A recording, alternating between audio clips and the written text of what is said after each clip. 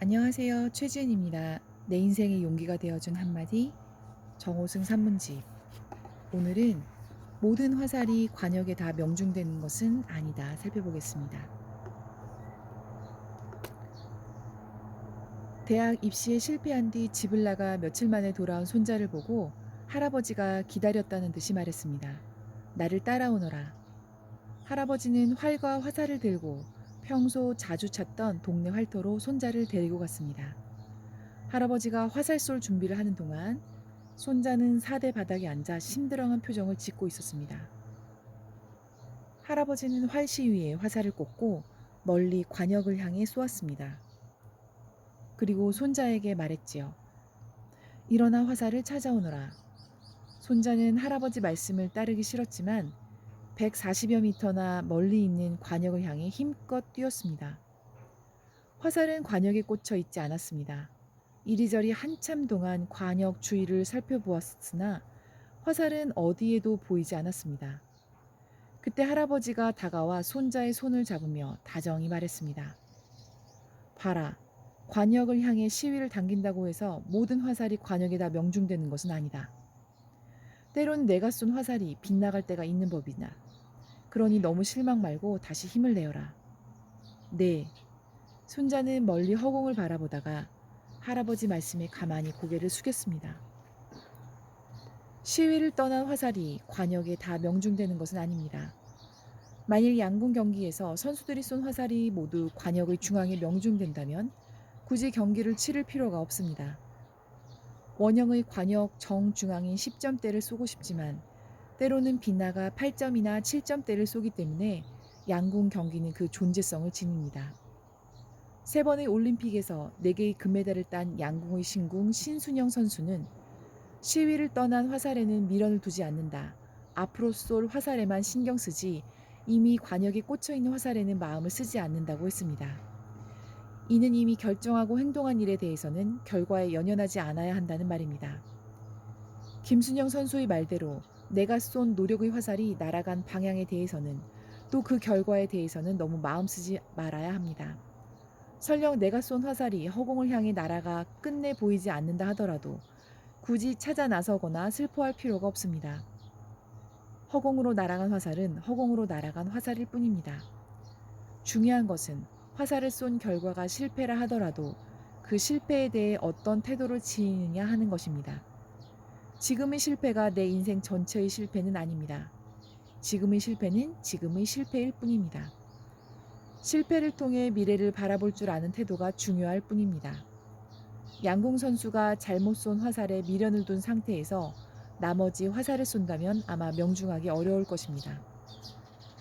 실패는 결국 실패했다고 생각하기 때문에 실패입니다. 실패는 스스로 인정하지 않는 한 실패가 아닙니다. 실패를 소중히 여기되 그 실패에 매달리지 않아야 합니다. 그것을 밑거름 삼아 일어나야 합니다. 농구 왕제 마이클 조던은 내 인생에 실패한 슛이 9,000개나 된다고 하면서 이런 말을 한 적이 있습니다. 실패를 두려워하지 말라. 많은 사람들이 성공하기 위해서 실패한다. 씨름 선수도 은퇴할 때까지 줄곧 승리만 거둔 선수는 없습니다. 씨름판의 황제 이만기 선수가 제44회 전국 장사 씨름 대회에서 고등학교를 갓 졸업한 무명의 신인 강호동 선수에게 패할 때의 모습을 한번 생각해 보세요. 피겨 퀸 김연아 선수도 빙판에서 수없이 넘어지고 울었다고 합니다. 솔직히 1등을 하기 위해 스케이팅을 했다면 훨씬 전에 그만뒀을지도 몰라요. 다른 선수들처럼 저도 큰 부상이 있어 선수 생활을 포기할 뻔한 일도 있었어요. 그럴 때마다 1등을 해야겠다는 욕심보다는 연기를 할 때 떠오르는 즐거움, 발끝의 느낌을 잊지 못해서 다시 얼음 위로 돌아갔어요. 라고 말합니다. 1977년, 76년 캐나다 몬트리올 올림픽에서 2단 평행봉 연기로 올림픽 사상 최초 10점 만점으로 금메달을 딴 체조 선수는 나디아 코마네치입니다. 그녀는 폭 10cm의 평균대 위에서도 한 마리 새처럼 아름다운 연기를 펼치고 금메달을 따 루마니아의 영웅은 물론 세계 체조계의 전설이 되었습니다. 그런 그녀의 체조 인생에서도 늘 성공만 있었던 게 아닙니다. 9살 때 첫 출전한 루마니아 전국 선수권 대회 평균대에서 2번이나 바닥으로 떨어진 적이 있습니다. 몬트리올 올림픽 이후에는 정치 선전에 이용하려는 정부 때문에 폭식을 거듭해 재기가 불가능하기도 했습니다. 그런데도 그녀는 다시 훈련에 임해 살을 빼고 체조 감각을 되살려 1980년 모스크바 올림픽에서 다시 금메달을 땄습니다. 그 후 그녀는 미국으로 망명해 삼류 유랑극단을 전전했지만 내 생애 최고의 경기는 1976년이 아니라 1980년 올림픽이었다고 말합니다. 이는 실패와 좌절이라는 혹독한 대가 뒤에 피어나는 성공의 꽃이 진정 아름답다는 의미입니다. 야구 선수가 친 홈런의 배후에는 무엇이 숨어 있을까요? 그 몇 배의 스트라이크 아웃이 숨어 있습니다. 야구 경기가 9회 말에서 역전되는 경우가 있는 것처럼 인생도 끝날 때까지 끝난 것이 아닙니다. 어느 곳에서 출발했느냐가 중요한 게 아니라 어느 곳에서 끝마쳤느냐가 더 중요합니다. 우리가 수많은 세계 권투 챔피언 중에서 유독 홍수환 선수를 아직 기억하고 있는 까닭은 무엇일까요?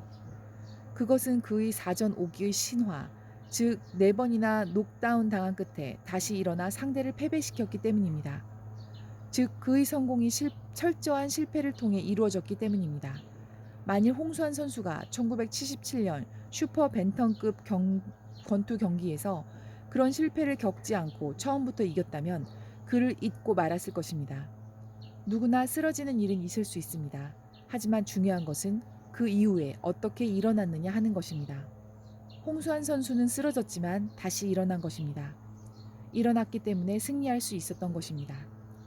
저는 시를 쓸 때 시가 잘 안 써지면 어떡하나 걱정하지 않습니다. 그냥 씁니다. 쓰다가 잘 안 써지면 노트북의 정원을 끕니다. 그리고 시간이 지나면 다시 노트북의 전원을 켜고 해당 파일을 찾아 다시 씁니다.